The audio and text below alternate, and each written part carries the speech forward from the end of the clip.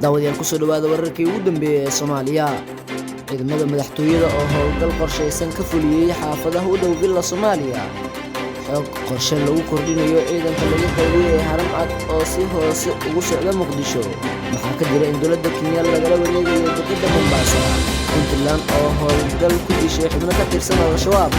iyo wasiirradii oo la kulmay ra'iisul wasaaraha dalka Qatar. haddii aynu ku bilowno ciidamada ilaalada ee ka howlgala xarunta madaxtooyada ee loo yaqaan Kofi Casta ayaa xalay saqdhexe howlgal qorsheysan ka fuliyey xaafada ku dhow Villa Soomaaliya. wararka ayaa sheegaya in si gaar ah howlgalka loogu qaaday degmooyinka warta nabadda iyo Boondheere gaar ahaan guryo ku dhow dhismaha madaxtooyada.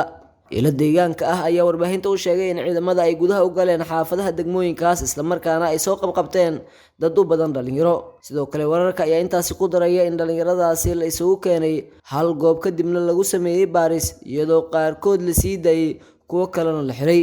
ilaa hadda ma cadda waxa uu ahaa bartilmaameedka howlgalkan, balse wararka qaar ayaa sheegaya in ujeedka howlgalka uu ahaa mid lagu xaqiijinayo ammaanka. maalmihii lasoo dhaafay ciidamada dowladda gaar ahaan kuwa booliiska ayaa kordhiyay howlgallada lagu xaqiijinayo amniga magaalada Muqdisho oo ay ka dhacayeen falalidii ku ah amniga, waxaana ugu dambeeyay weerarkii lagu qaaday xerada Xalane. markaan haddaynu eegno qorshe lagu kordhinayo ciidanka laga qayliyay ee haram cad oo si hoose ugu socda Muqdisho.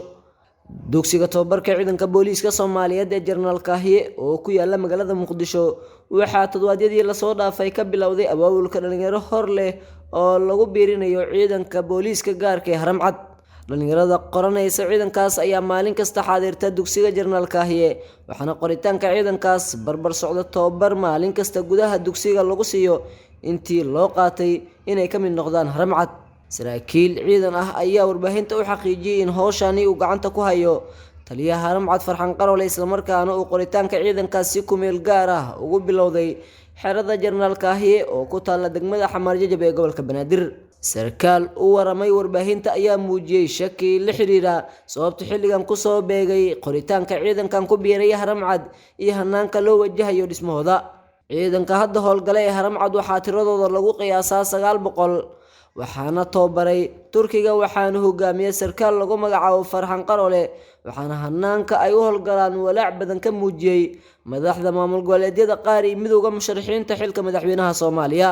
sidoo kale saraakiisha aan wareysanay waxay inoo muujiyeen inuu jiro madmadow iyo daahfurnaan la'aan badan oo ka dhex muuqata qorshaha lagu kordhinayo ciidanka booliiska gaarka haram cad oo marar badan lagu xagliyay in xukuumadda madaxweyne Farmaajo ay si gaar ah ugu adeegto.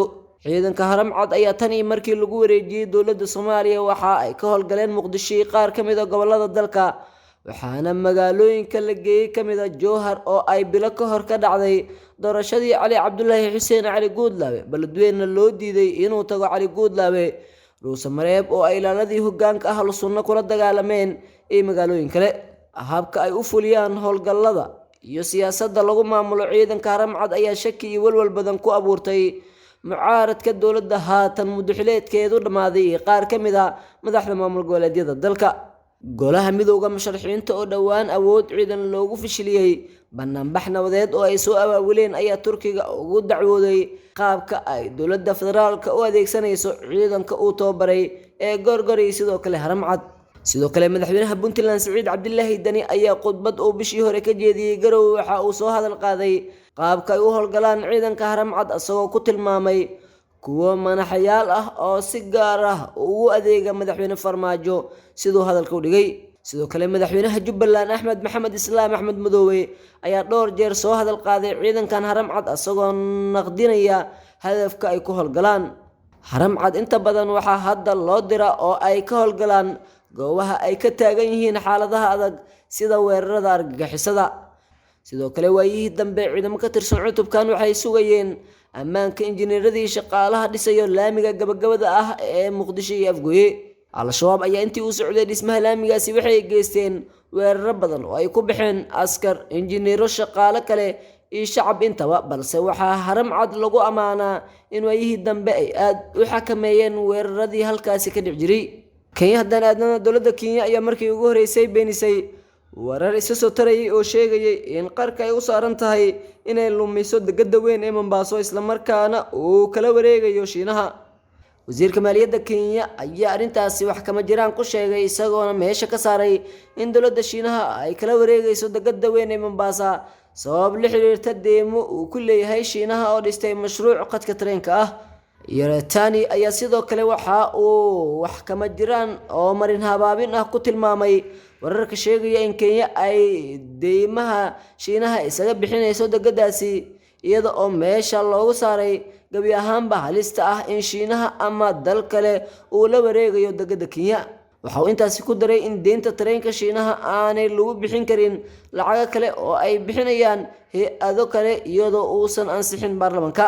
Hadalkan ayaa imaanaya iyadoo maalintii shalay uu wargeys maxalli ah ku waramay in Shiinaha uu la wareegi karo dekadda weyn ee Mombasa haddii dowladda Kenya ay ku guuldareysato inay iska bixiso deynta Shiinaha oo lagu sheegay inay gaarayso 3.2 bilyan oo dollarka Mareykanka ah. dhanka kalena haddaan eegno wasiirka amniga xukuumadda Soomaaliya Xasan Xundhuwe Jimcaale oo ku sugan Dooxa ayaa la kulmay ra'iisul wasaaraha Qatar ahna wasiirka arrimaha dibadda dalkaasi Sheikh Khalid bin Khalifa. labada mas'uul oo yeeshay kulan saacado badan qaatay ayaa ka wada hadlay arrimo ku aadan xoojinta xiriirka labada dal ee Soomaaliya iyo Qatar. wasiir Xundhuwe oo kulanka ka hadlay ayaa ugu mahadceliyay Qatar taageerada joogtada ah ee ay siiso dowladda federaalka Soomaaliya iyo shacabka Soomaaliyeed. waxaan ka wada hadalnay iskaashiga amniga ee labada dal Soomaaliya iyo Qatar anigoo kaga mahadceliyay taageerada dowladda Qatar ay la garab taagan tahay shacabka iyo dowladda federaalka Soomaaliya ayuu yiri wasiirka amniga Soomaaliya. Xasan Xundhuwe oo maalmahan ku sugnaa dalkaasi Qatar ayaa sidoo kale la kulmay mas'uuliyiin ka tirsan dowladda Qatar. Qatar ayaa ka mid ah dowladaha sida dhow u taageera Soomaaliya waxaana xiriir dhow ay la leeyihiin madaxda dowladda federaalka hadda hogaaminaysa ra'iisul wasaare Roble Maxamed Cabdullaahi Farmaajo. wararkii ugu dambeeyay Soomaaliya waa inaga intaa.